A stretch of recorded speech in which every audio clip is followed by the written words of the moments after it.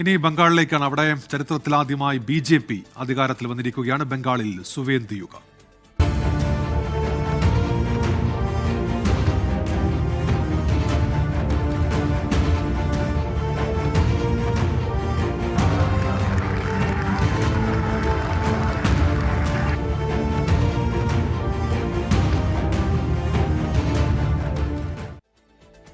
പശ്ചിമബംഗാളിലെ ആദ്യ BJP മുഖ്യമന്ത്രിയായി സുവേന്ദു അധികാരമേറ്റു. ദിലീപ് ഘോഷും അഗ്നിമിത്ര പോളും അടക്കം 5 മന്ത്രിമാരും ഇന്ന് സത്യപ്രതിജ്ഞ ചെയ്തു.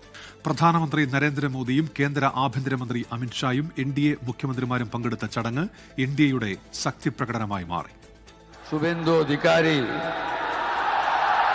ঈশ্বরের নামে শপথ করিতেছি যে বিধি দ্বারা স্থাপিত ভারতের সংবিধানের প্রতি ബംഗാളിൽ യുഗപ്പിറവി. ശ്യാമപ്രസാദ് മുഖർജിയുടെ ബംഗാളിൽ BJPയുടെ ആദ്യ സർക്കാരിന്റെ സത്യപ്രതിജ്ഞ.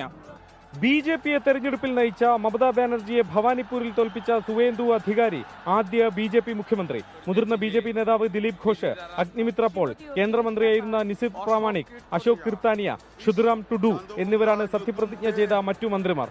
പ്രധാനമന്ത്രി നരേന്ദ്രമോദി BJP ഭരിക്കുന്ന സംസ്ഥാനങ്ങളിലെ മുഖ്യമന്ത്രിമാർ, കേന്ദ്രമന്ത്രിമാർ അങ്ങനെ VVIPകളുടെ ഒരു നീണ്ട നിര വേദിയിലുണ്ടായിരുന്നു. 98-കാരനായ BJP പ്രവർത്തകൻ മഖൻലാൽ സർക്കാരിനെ പ്രധാനമന്ത്രി പൊന്നാടയണിയിച്ച് കാൽ തൊട്ട് വന്ദിച്ചു. ശ്യാമപ്രസാദ് മുഖർജിയോടൊപ്പം പ്രവർത്തിച്ചിട്ടുള്ളയാളാണ് മഖൻലാൽ സർക്കാർ. അതേസമയം തെരഞ്ഞെടുപ്പ് ഫലം അംഗീകരിക്കാത്ത മമതാ ബാനർജി ഇതുവരെ ലോക്ഭവനിലേക്ക് എത്തുകയോ രാജി സമർപ്പിക്കുകയോ ചെയ്തിട്ടില്ല. എന്നാൽ പുതിയ സർക്കാർ സത്യപ്രതിജ്ഞ ചെയ്തതോടെ മമതാ സർക്കാരിന്റെ ഭരണം ഔദ്യോഗികമായി അവസാനിച്ചു.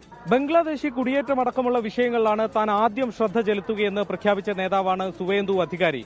കൊൽക്കത്ത അടക്കമുള്ള മേഖലകളിൽ ഉടനെ തന്നെ ചില നീക്കങ്ങൾക്ക് സാധ്യതയുണ്ട്. ബ്രിഗേഡ് ഗ്രൗണ്ടിൽ നിന്നും വരുൺ വടശ്ശേരിക്കൊപ്പം ശ്രീനാഥ് ചന്ദ്രൻ, 24.